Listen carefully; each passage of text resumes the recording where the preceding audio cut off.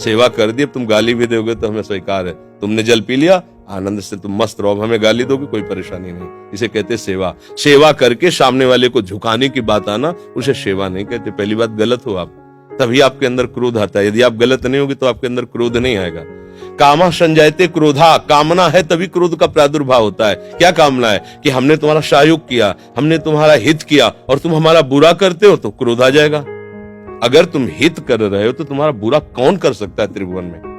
किसी की ताकत नहीं। हमारा कर्म ही बुरा हमारे सामने आता है। जैसे हम अभी वर्तमान में वो पाप नहीं किए जिसमें हमारे ऊपर ब्लेम लगाया गया है। इस समय तुम बिल्कुल निर्दोष हो, लेकिन वो दोष जो तुमने गुप्त रूप से किया तुम्हें बख्शेगा नहीं। तुम लाख जगह रो, लाख जगह तुम प्रार्थना करो, वो तुम्हें दंड दे के रहेगा। कर्म बड़ा बलवान होता है।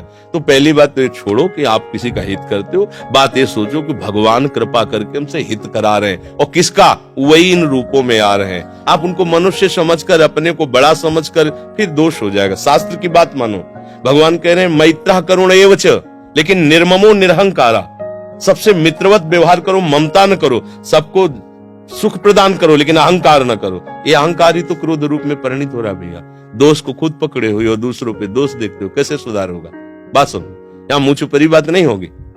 तस्मात् शास्त्रम प्रमाणम ते कार्याकार्यो व्यवस्थितो। सही बात सुनने के लिए भी छाती में बल चाहिए। बोलने की तो बात जाने दो, सही बात सुनने के लिए हमारे अंदर बल चाहिए। अगर तुम इस बात को सुन ले, समझ गए, तो तुम गृहस्थ में रहते हुए भी महाशक्तिशाली बन सकते हो। पर आज हम क्या है कि शक्ति खुद अपनी खो रहे हैं, इसीलिए क्रोधित हो रहे हैं। कमजोर क्रोधित होता है, बलवान क्षमावान होता है। बलवान क्रोधित नहीं होता है, कमजोर को क्रोध आता है, कामना युक्त को क्रोध आता है। हम दूसरे का हित कर रहे हैं, ये अहंकार है। हम एक यंत्र हैं, भगवान यंत्री हैं, वो जैसा हमसे करवा रहे वैसा हो रहा है। हमें ये भावना रखनी है, हम करने लायक हैं। एक श्वास भी नहीं ले सकते इस तरह में, ऐसे भी नहीं कर सकते। अगर वहां से ऑफ हो जाए तो तुम एक श्वास नहीं ले सकते, फिर क्या होगा? एक कदम नहीं चल सकते, फिर क्या होगा? तो बात समझिए, आपसे जो करवाया जा रहा है वो प्रभु श्री हरि कर रहे हैं। इसी भाव से जब हम चलेंगे तो हमारे कभी गुस्सा नहीं आएगा, कभी गुस्सा नहीं आएगा। आप समझ पा रहे हैं?